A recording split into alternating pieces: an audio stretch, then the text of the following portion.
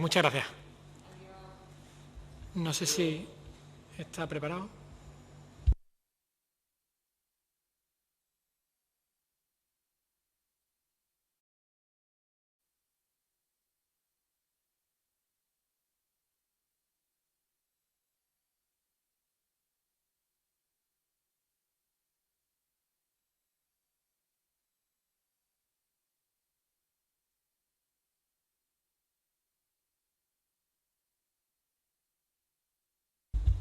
Buenas tardes, Lourdes. Hola, buenas tardes. Vale, perfecto. Bien, pasamos a la siguiente comparecencia en este grupo de trabajo por un pacto social por la educación en Andalucía y recibimos a doña Lourdes Jiménez García, que es maestra de primaria y premiada con el premio al mejor docente de España en primaria en el año 2019. Tiene usted la palabra por un tiempo de unos 15-20 minutos máximo para plantear lo que considere oportuno y luego le plantearán preguntas a los distintos portavoces y tendrá otro momento para responder conjuntamente a lo que le planteen. Tiene usted la palabra. Muy buenas tardes, señor presidente del Parlamento y señoras y señores parlamentarios. En primer lugar, pues me gustaría darles las gracias por esta oportunidad para trasladarle una serie de propuestas y reflexiones de mejora para nuestro sistema educativo andaluz. Mi discurso va a ir encaminado principalmente en la etapa de infantil y primaria, puesto que es la que mejor domino y creo que puedo aportar desde mi práctica real de aula. Y voy a pasar por 4 puntos principales en este discurso. Voy a comenzar con el primero, que hace referencia al gran pacto que la educación necesita en nuestro sistema, un pacto en el que todos los poderes políticos y la comunidad educativa puedan llegar a un acuerdo para que haya una ley de calidad que perdure en el tiempo, porque no podemos tener un sistema educativo que ha pasado ya por 7 leyes, que cambia cada 4 o 5 años su forma de ver la enseñanza, obligándonos a modificar a los docentes las programaciones, los registros de evaluación y sobrecargándonos de esa burocracia para luego decirnos muy pocas cosas diferentes a las que la ley anterior tenía, ¿no? Esos cambios insustanciales que se reflejan en más papeleo a veces y un trabajo pues carente de una utilidad pedagógica para una mejora en el alumnado. Las leyes educativas de antes, desde mi punto de vista, pretendían dar una respuesta a una aportación curricular teórica y académica, porque los niños y niñas de aquella época venían cargados de unos valores muy grandes, de unas competencias para la vida, porque hacían deporte a diario jugando en la calle con sus vecinos del barrio, porque practicaban los cuidados familiares cuidando a sus hermanos pequeños, porque ayudaban en las labores del campo, ¿no? En la recolección del huerto, en el cuidado de los animales, charlaban con sus vecinos y sabían mucho de aprendizaje intergeneracional, pero no tenían aún acceso a esa cultura teórica que hoy sí que tenemos. Por lo tanto, mi cuestión es clara, ¿no? Hoy en día pasa justo lo contrario a todo eso. Tenemos a golpe de un pantallazo y a teclear un botón o una pantalla toda esa información teórica al acceso de nuestros niños, pero todo aquello que antes tenían en esa escuela o ese aprendizaje para la vida de la calle, hoy en día presentan carencias. Por lo tanto, no podemos tener una escuela en el siglo XXI que se parezca a la del siglo XIX, porque justo ocurre lo contrario en ella, ¿no? Los niños de hoy acceden al mundo de una manera totalmente distinta, a golpe de pantalla, tienen la información y quizá la escuela de hoy necesita dotarles de competencias, de herramientas y habilidades para enfrentarse a ese mundo real en el que quieren trabajar y tomar partido. Es muy importante que trabajen juntos, no sentados de uno en uno, sino en trabajo cooperativo, aprendiendo a debatir, a poner ideas en comunes y a ir creando pues, su personalidad, ¿no? Y su espíritu crítico. Pero a veces los tiempos que la Administración nos marca y la excesiva burocracia de las que ya le hablaba antes, que se nos exige, nos impide trabajar fomentando este tipo de metodologías de trabajo por proyectos, de gamificación o aprendizaje-servicio, porque si ya estas metodologías de por sí requieren un gran tiempo por parte del tiempo libre del profesorado, imagínense cuando le sumamos toda esa cantidad de burocracia excesiva, pues se pierde mucho tiempo de esa programación innovadora. El siguiente punto que me gustaría hacer referencia es en los cambios en la formación inicial del profesorado. Creo que para cambiar la educación debemos cambiar la forma en la que se enseña a las personas que van a enseñar, ¿no? Debemos contemplar mejoras en los planes de formación y de estudio de magisterio, para que no ocurra, como dice muchas veces Tonucci, que cada vez que sale un maestro la escuela retrocede 20 años porque lo único que hace es seguir reproduciendo planes de estudio antiquísimos. Y muchas veces ocurre esto ciertamente. Si buscamos cambios en la enseñanza, debemos comenzar por ahí, esa es la base, cambiando esa formación de esos futuros docentes. para que conozcan no solamente de forma teórica muchas metodologías innovadoras, sino que aprendan a llevarla de forma práctica a las escuelas, ¿no? Para que tengan grandes competencias digitales, para que tengan una gran inteligencia emocional y para que estén preparados de forma práctica, más que teórica, para intentar ya desde ese magisterio detectar y transmitir la vocación y el valor de esta profesión tan importante para nuestra sociedad. El tercer punto que quiero tratar es el acceso a la profesión docente. Yo plantearía un acceso, y cuando hablo de acceso me refiero a las oposiciones, al cuerpo de magisterio público, de la escuela pública. Yo plantearía un acceso que contemplase un examen teórico, por supuesto, pero que fuese tipo MIR, para que no quedase ninguna duda al acceso de la subjetividad de quienes corrigen. Y luego lo que me plantearía sería crear una prueba de actitud, o no sé cómo denominarla, o vocacional, porque a veces el mejor maestro no es el que mejor nota teórica tiene, sino aquel que tiene esas competencias, actitudes y empatía con el alumnado, ¿no? Entonces he hecho en falta un tipo de prueba de actitud que pudiese demostrar la vocación docente. Y finalmente, por supuesto, pues esos exámenes orales explicando qué van a trabajar en sus programaciones, cómo lo harán y para qué, porque muchas veces nos centramos en introducir los elementos curriculares que debe tener la programación, pero perdemos de vista otras cosas muy importantes que son qué voy a trabajar, para qué y cómo voy a atender a mi alumnado. Y esa innovación, esa creatividad y esa originalidad y atención individualizada también creo que debería premiarse y que no está dentro de esos ítems a la hora de evaluar a los futuros docentes. En este sentido, también deberíamos cambiar la selección de los equipos directivos, evaluando no solamente que pasen o tengan el curso para ser directores o que tengan una capacitación teórica, sino más bien que miremos su currículum anterior y cómo han trabajado siendo docentes, compañeros de sus compañeros, para que sean unas personas que ejerzan un rol que permita y fomente la creatividad, la innovación y que además sean dinamizadoras y empáticas. Contagiando a sus compañeros en lugar de frenándoles, ¿no? Creo que eso es tremendamente importante, porque flaco favor nos hacen a veces esos equipos directores a la administración y a los docentes en ese camino, ¿no?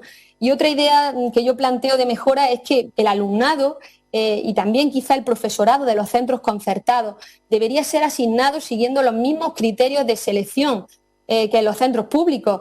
Y yo planteo esto porque a veces formamos guetos en ciudades grandes entre los colegios concertados y públicos, y creo que si perseguimos en nuestra comunidad una escuela de todos y para todos, con la máxima calidad que nuestros niños y niñas se merecen, creo que ese también es un apartado para el camino, ¿no?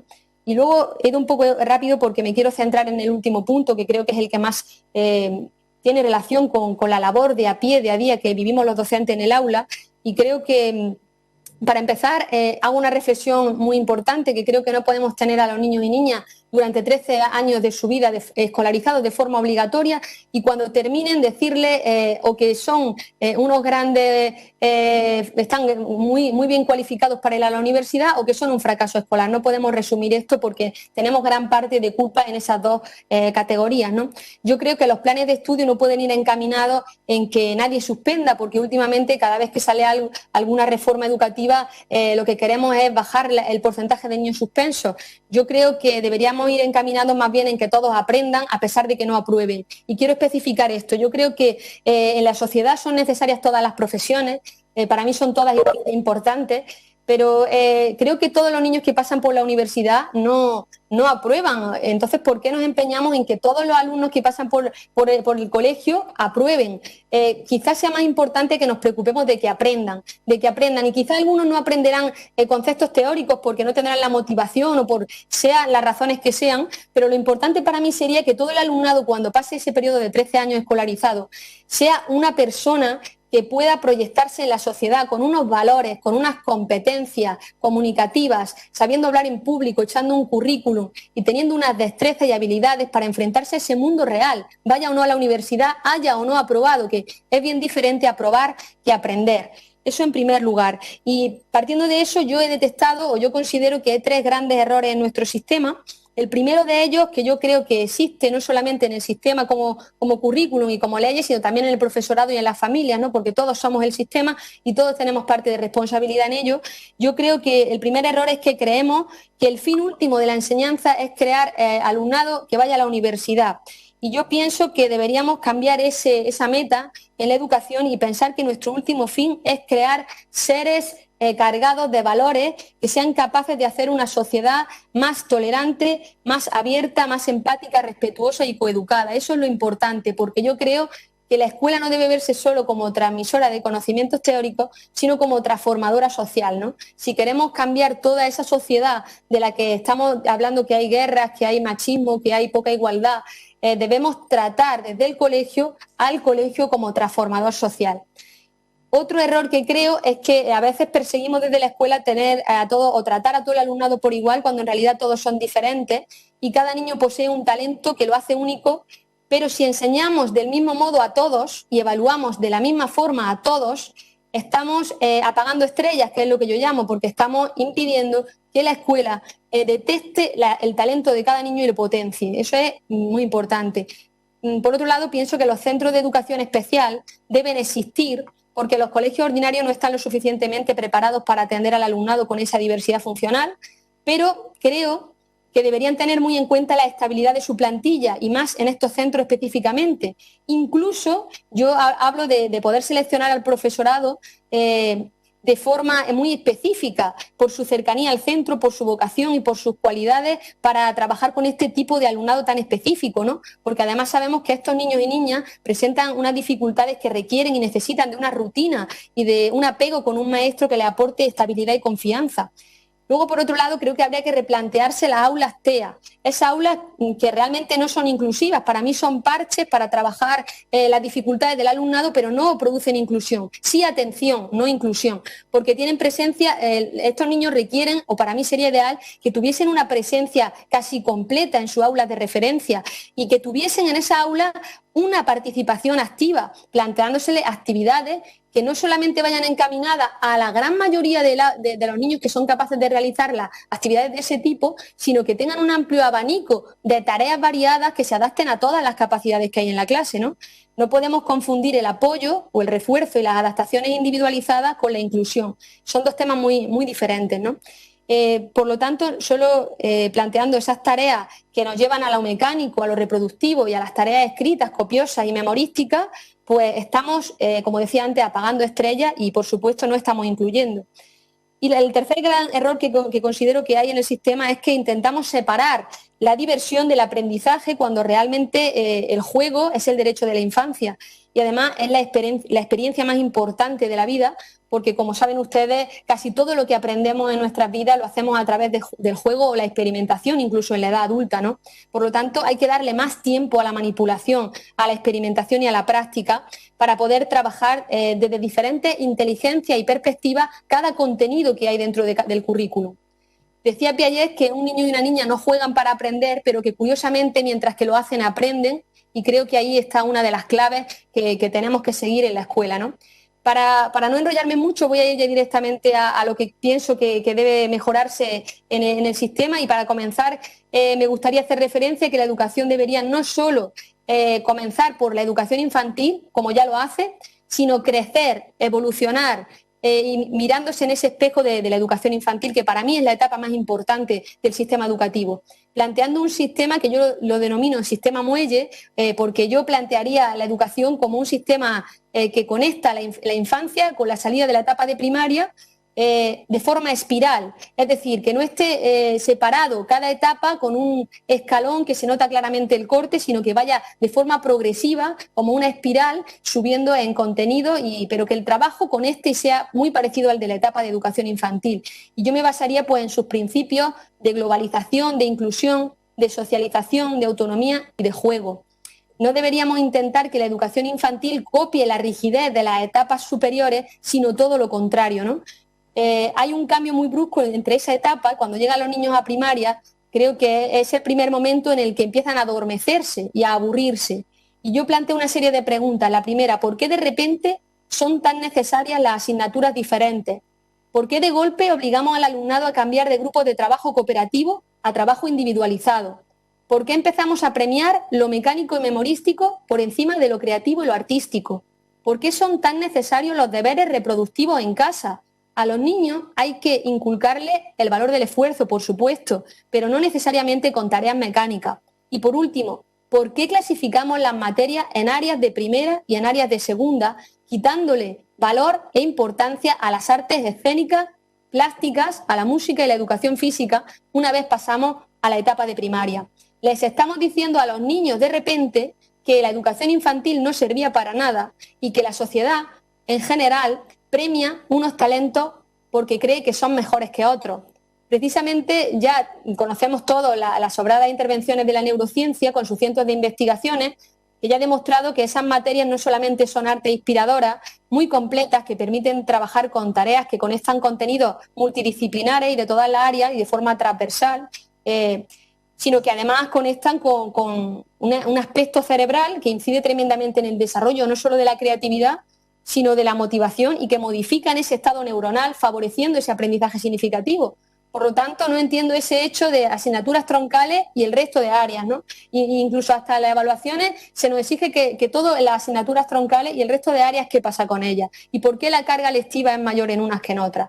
Todo eso sería una cuestión a debatir, ¿no? Ya durante la pandemia, además, hemos vivido meses de confinamiento en los que la escuela se ha tenido que reinventar. Y justo ahí creo que ha quedado también de manifiesto que esas materias que consideramos como Marías en nuestro sistema son la gran María del sistema, ¿no? Porque han demostrado que son capaces con tareas globalizadas, conectar todos los contenidos de forma divertida y sacando el aspecto más creativo y original de nuestro alumnado.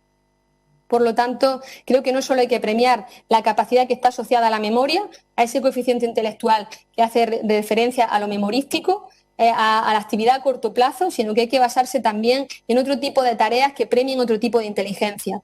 Algunas de las medidas que venimos reivindicando el colectivo y que yo he tenido a bien poder presentar hoy, pues son una de ellas. Para mí sería interesante, sobre todo en la etapa de primaria, hacer fusión de materias, porque a veces no es bueno tener tantos profesores que desestabilizan al alumnado y sobre todo tantas materias, ¿no? A veces se pueden agrupar los contenidos y creo que eso deberíamos de copiarlo de la educación infantil.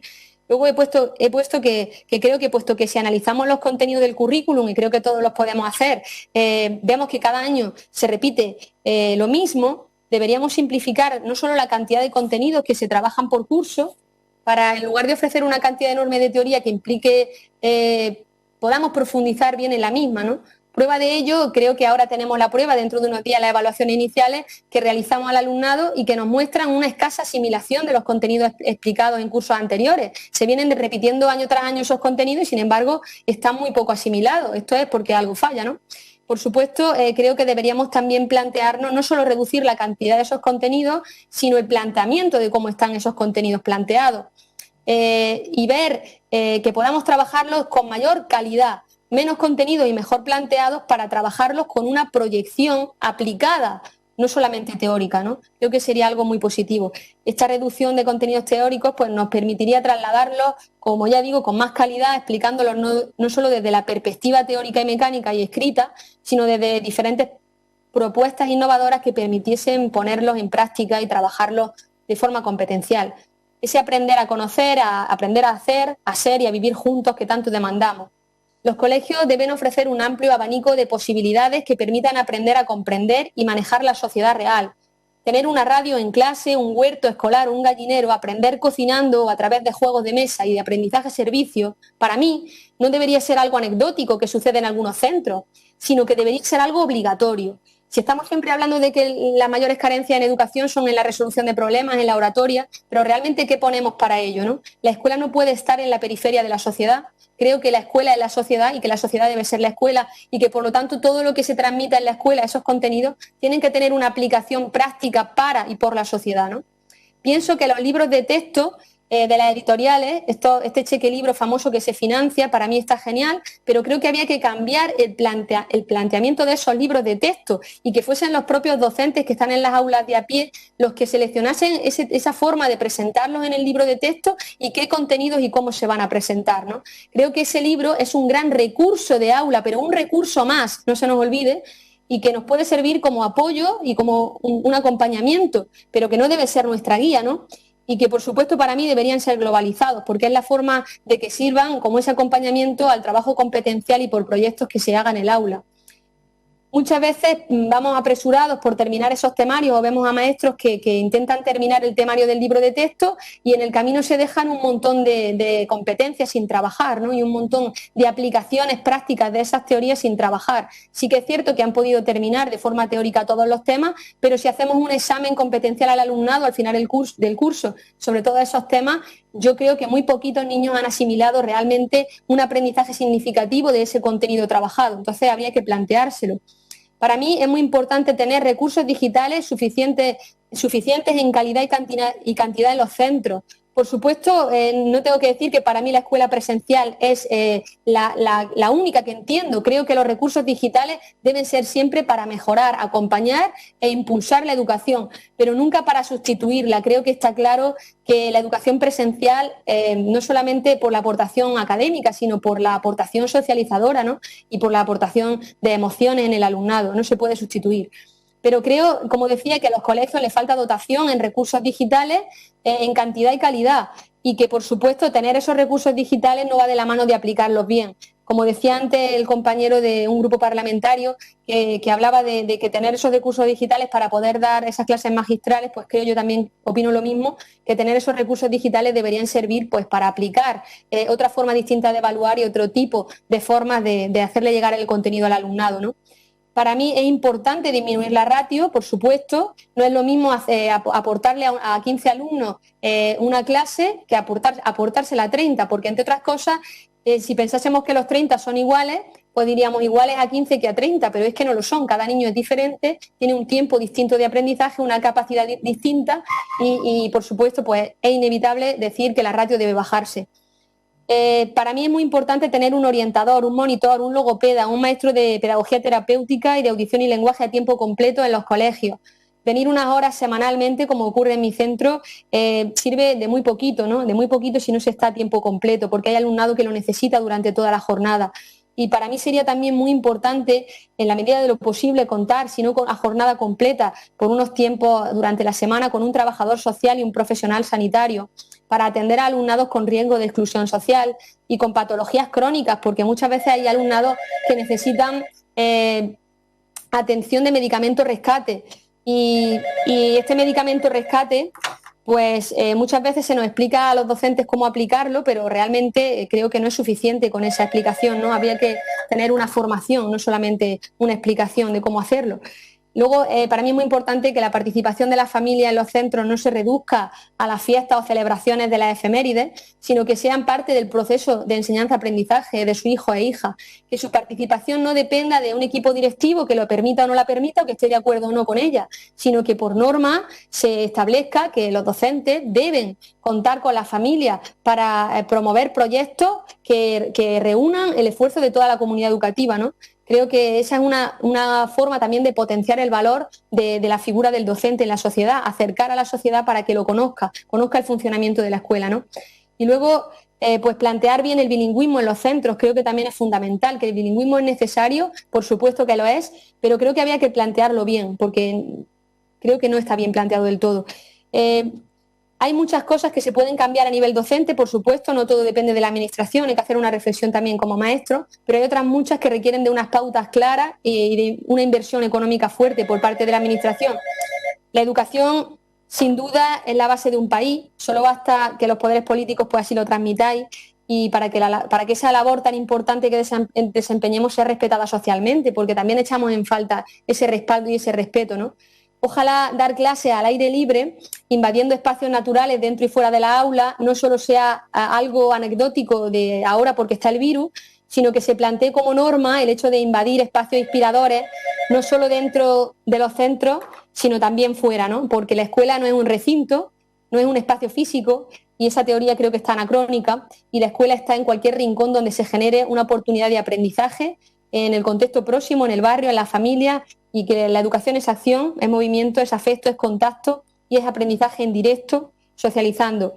Es evidente que el mundo ha cambiado, que la normalidad no va a volver, por eso precisamente debemos aprovechar todas estas reflexiones que nos aporta esta pandemia y también esas aportaciones que ya veníamos reivindicando el gremio docente desde hace muchos años atrás, ¿no? Creo que es momento, y ahora lo estáis demostrando, lo están demostrando ustedes, haciéndonos participar en este pacto por la educación, de poder repensar entre todos, entre los poderes políticos, las familias y todo el gremio docente, una nueva educación de calidad.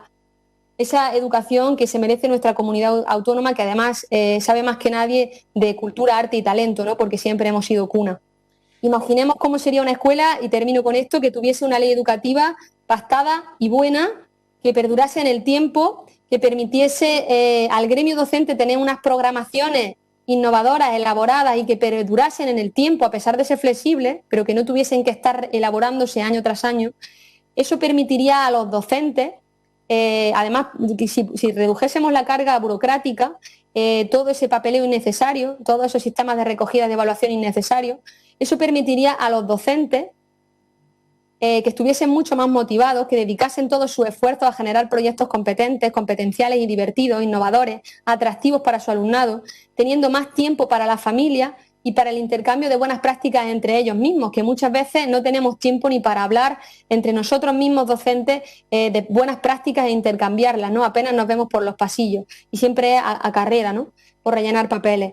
Y me gustaría también hacer referencia, por último, a que las plantillas de los docentes deben ser más estables. Los maestros no podemos ser números para la administración. Debemos ser plantillas mucho más estables en la medida de lo posible. Muchas gracias por el esfuerzo que están poniendo y para mí pues estoy a su plena disposición en todo lo que me requieran. Gracias, señora Jiménez. Ahora pasamos al turno de los portavoces de los diferentes grupos. Tiene la palabra la señora Piñera del grupo Vox.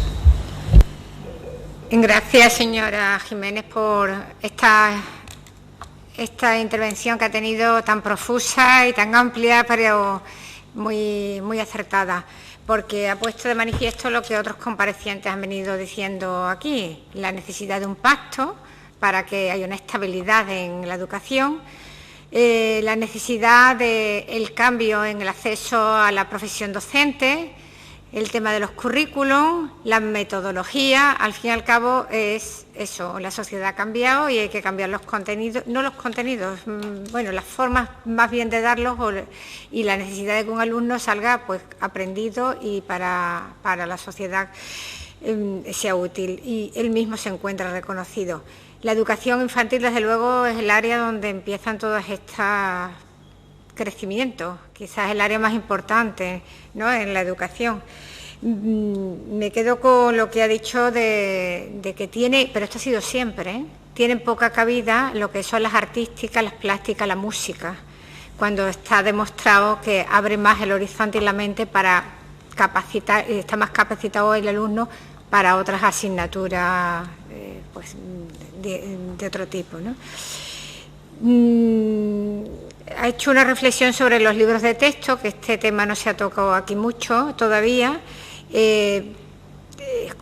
No sé si es cambiar el planteamiento para que los profesores tengan que intervenir en la construcción de los libros de texto, o es mejor que cada colegio, si conociendo al alumno y eso, tenga los libros de texto que hacen desde sus propias plataformas, que también está emitido, sobre todo, bueno, pues viendo las asignaturas, dándole más contenido a unas o a otros y diversificándolo. Eso es algo que queda ahí y poco más, porque lo ha dicho, ha explicado muchísimas cosas y de ahí iremos tomando nota. Muchas gracias. Gracias, señora Piñero. Tiene la palabra el señor García, de Adelante Andalucía. Muchas gracias. Gracias por su participación, por su intervención. Creo que ha tocado muchísimos temas y me parece muy interesante el enfoque que está planteando. Por destacar algunas cuestiones, yo creo que un aspecto que se ha demostrado que hay que repensar es el bilingüismo. Personalmente pienso que el bilingüismo es un desastre ahora mismo. No funciona, no ahora, sino desde hace ya muchos años, ni es bilingüismo y desde mi punto de vista es más una selección del alumnado en función de otras cosas que más que bilingüismo.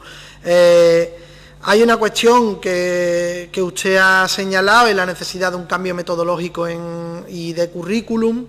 Enseñar, me ha llamado la atención y creo que es muy interesante el valor que usted le da a los aprendizajes competenciales y de la vida diaria relacionados con el hogar, con los cuidados, con cómo eso también desarrolla una serie de habilidades y competencias imprescindibles. Yo creo que tenemos que darle una vuelta. Y la necesidad de un cambio metodológico. Habla usted de la importancia de aprender jugando. Yo creo que tenemos que darle vueltas a eso, porque sin duda hace falta otras metodologías, pero para eso no vale solo con que en la norma anime y incite a nuevas metodologías, sino que tiene que haber algo más. No vale solo con que en el determinado decreto de currículum se hable de eso. Yo creo que tenemos que, por un lado, dar recursos, cambiar la organización de los centros y de alguna forma también valorar, y digo incluso valorar económicamente al personal que haga innovación, que haga nuevas metodologías, que cambie, que tenga nuevas experiencias. O sea, habrá que pensar algo de eso. Y después es muy importante la estabilidad de las plantillas. Yo creo que es imprescindible, ¿no? Si no, no sé muy bien cómo se pueden desarrollar proyectos en un centro sin la estabilidad de las plantillas. Ha dicho algo muy claro, y es que para la consejería los docentes son números y eso no puede ser. Y después, pues, subrayo la importancia de la inversión económica y los recursos, si no, a ver cómo hacemos todo esto. Nada, muchísimas gracias, creo que ha dado con claves muy importantes desde la experiencia más directa, y creo que tenemos que recoger mucho. Muchas gracias. Gracias, señor García. El turno de palabra para la señora Sánchez, del Grupo Ciudadanos. Gracias, señora presidenta. Buenas tardes, me alegro mucho de conocerla y bienvenida a este grupo de trabajo. Gracias por el tiempo dedicado. De todo lo que usted ha aportado, que además es verdad que lo han aportado también otros comparecientes, de lo que debe de ser la educación del siglo XXI, ya tenemos una idea general, y creo que bueno, pues se acercar fundamentalmente, recortar contenidos que ya están fuera de la realidad, que la escuela es la sociedad, y sacarle la parte práctica a ese contenido. De esa metodología, que yo estoy totalmente de acuerdo con usted, de extraer de infantil y alargarla a lo largo de las etapas. Eso creo que nos está quedando encima de la mesa por parte de muchísimos comparecientes, pero hay unos retos para conseguir esto.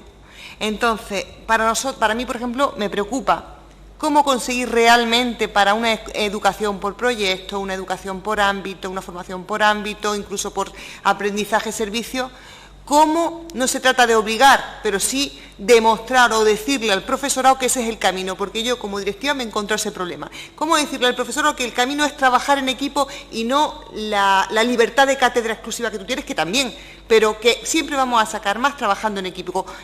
¿Cómo conseguirlo? De los equipos educativos. Lo que usted ha dicho, ¿quién forma mejor al profesorado? ¿El profesorado que está actualmente en el ámbito universitario, o es necesario facilitar ese acceso, esa promoción vertical, para que maestros referentes también puedan ser docentes y formadores de otros maestros?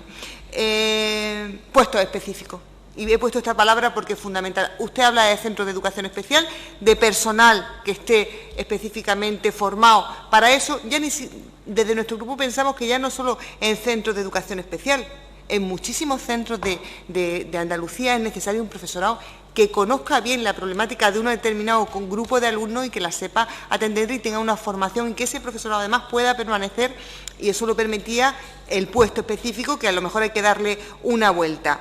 Autoelaboración de materiales frente al libro de texto, fomentar eso desde la Administración, y el tema de las plantillas docentes. Son números para la Administración. Bueno, yo le preguntaría, ¿cómo se puede fomentar la estabilidad de las plantillas? Porque tenemos unos límites. Primero, sacando las vacantes y hacer plantillas de funcionamiento, y usted de eso sabe porque es directora. Cerrar las plantillas de funcionamiento de los centros. ¿Qué pasa con el concursillo? ¿Fomenta esa estabilidad de la plantilla o no la fomenta? Quisiera ponerlo esto porque, como sé que tiene su doble perfil también de directora, hacerle estas consultas. Muchísimas gracias. Gracias, señora Sánchez. Tiene el turno de palabra por el Grupo Popular el señor Ruiz. No, voy yo. Bueno, gracias, presidenta.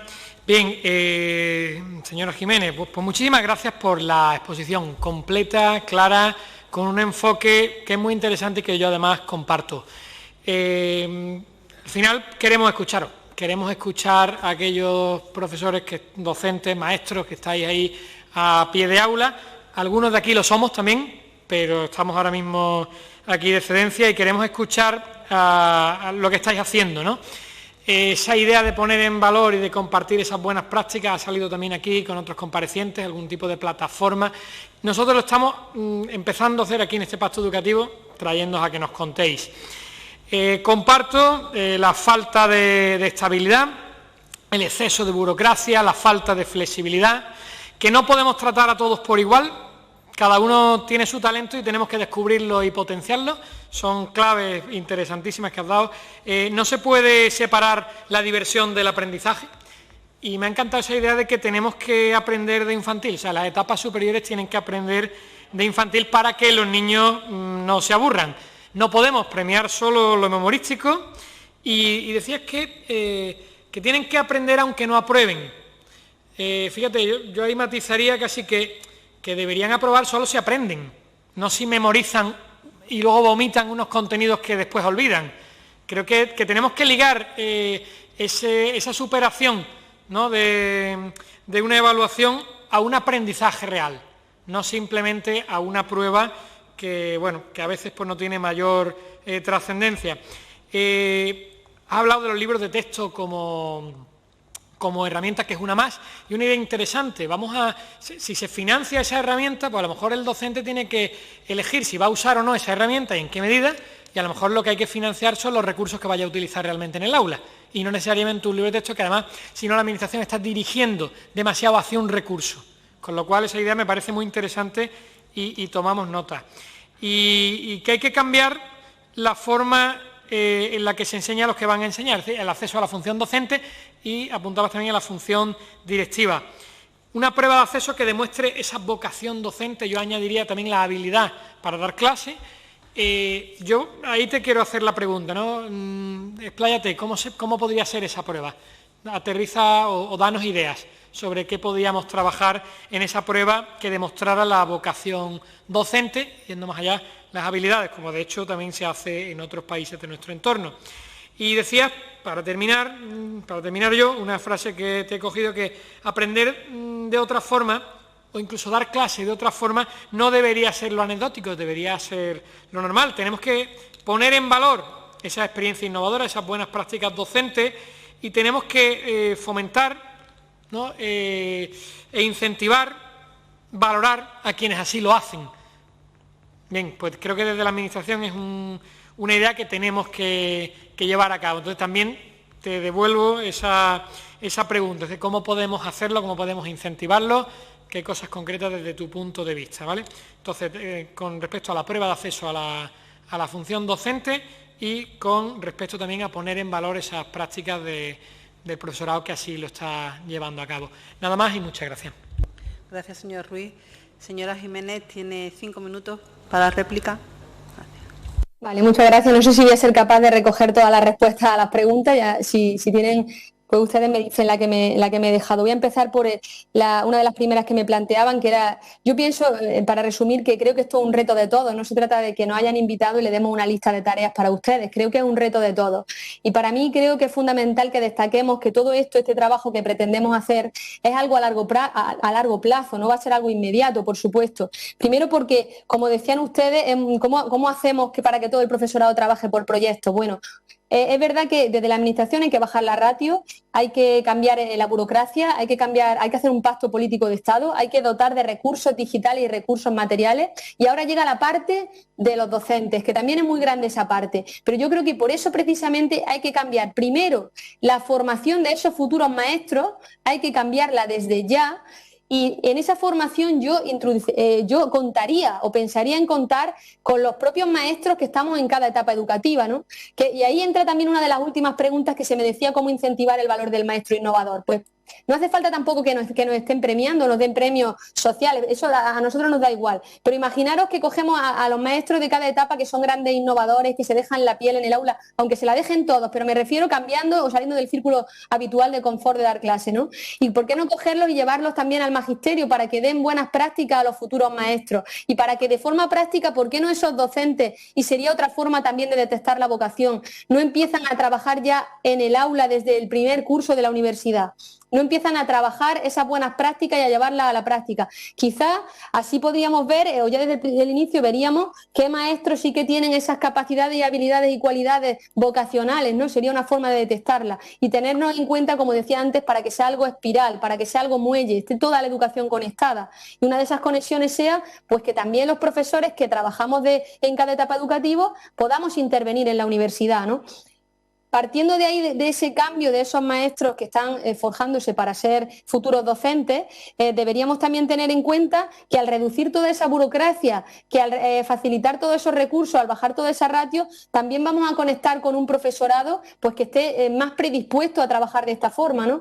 Y luego, otro aspecto muy importante, si también además tenemos en cuenta esos equipos directivos que ya son conciliadores, que ya contagian, que ya innovan, como os decía, es algo a largo plazo. Evidentemente no va a ser un cambio de educación de aquí al próximo curso. Debe ser algo que poco a poco se vaya cociendo para que cociéndose a fuego lento se haga de aquí a 15, 10 años, ¿no? Y tengamos un sistema pues mucho mejor del que estamos planteando ahora mismo, ¿no? Yo hablaría también de que habría que ampliar la formación a los docentes que ahora mismo ejercen, ¿no? Porque ya hemos hablado de los que están formándose para serlo, pero de los que ahora mismo ejercen. Yo plantearía una formación obligatoria, presencial y de calidad, y que fuese en el tiempo estipulado para ello, ¿no? Porque muchas veces se deja a que cada docente en su tiempo libre se forme, ¿no? Y creo que no debería ser así, porque hay muchos docentes que están movidos por inquietudes, pero hay otros muchos que están acomodados y están en su círculo de confort y no quieren aprender cosas nuevas, ¿no? ¿Por qué no le obligamos a que se vayan actualizando a los nuevos tiempos, de forma obligada, de forma presencial y de calidad? Eso creo que sería también muy interesante. Y sobre todo ahora en el tema este de la competencia digital, que ha dejado al descubierto que había muchos profesorado que no la dominaba, ¿no? Por otro lado, me habían preguntado por la estabilidad de las plantillas. Bueno, yo ciertamente acabo de coger el cargo de dirección y estoy un poco aterrizando en todo ello, pero creo que no sé de qué manera concretamente podríamos hacerlo, pero pienso que, por ejemplo, ha habido una movilidad dejando vacantes al descubierto que no han podido ser cubiertas por profesores ya funcionarios sin destino, que están provisionales y que han tenido que desplazarse a lugares muy lejanos de sus sitios habituales de domicilio, y esas vacantes se han cubierto ahora por personal interino. Entonces, ese es un aspecto que también tiene muy descontento al gremio docente, ¿no? Ese ir y venir. Es verdad que el concursillo, por una parte, ha posibilitado que algunas plantillas tengan mayor estabilidad, pero por otra parte no, ¿no? Entonces, no sé de qué forma podríamos plantearlo para evitar que las plantillas docentes pues tengan esa poca estabilidad. Y creo que también otra parte de estabilidad la dan los equipos directivos, al permitir trabajar de esta forma, al permitir que los maestros se encuentren en un ambiente agradable de trabajo, porque muchas veces son los propios profesores los que cambian de colegio porque no se encuentran en el ambiente adecuado en su centro. Entonces habría que evaluar no solamente un aspecto, sino un conjunto de aspectos, ¿no? Y luego, no sé qué más me habían preguntado. Me hablaban de... Es que no recuerdo bien qué más me habían preguntado. Si me quieren refrescar algo... decían que yo me centraba mucho en el aprendizaje real para la vida. Yo pienso que yo hablo mucho de un método que llamo APV, que es aprendizaje para la vida, porque creo que en la vida necesitamos hablar en público, necesitamos cocinar, necesitamos relacionarnos con los demás. Entonces, ¿por qué no hacemos de forma... Yo en mis clases las doy cocinando, hago teatro, tenemos huerto, tenemos una radio. Entonces, yo hablaba de que eso no fuese algo anecdótico que yo hago, ¿no? Creo que eso debería ser algo que se permita, que esos recursos no los tenga yo que costear con mis recursos económicos propios, sino que los centros tengan un huerto, tengan una radio, que posibiliten ya y den esos recursos, además de la formación adecuada para poder trabajar en ese ámbito. Casi todos los años, cuando vemos las memorias de autoevaluación de los centros, lo que más fallan son la resolución de problemas y la oratoria. Pero realmente, ¿cómo se ataja eso? Sobre papel todo cabe, pero realmente la práctica, ¿cuál es? Hay que tener media hora diaria para la oratoria, pero realmente cómo la proyecta cada centro, cada curso, cada tutor, cada maestro. ¿Realmente se está trabajando la oratoria de forma práctica? Todo eso hay que verlo, ¿no? Y no sé qué más me dejo, si me dejo algo que me hayan preguntado.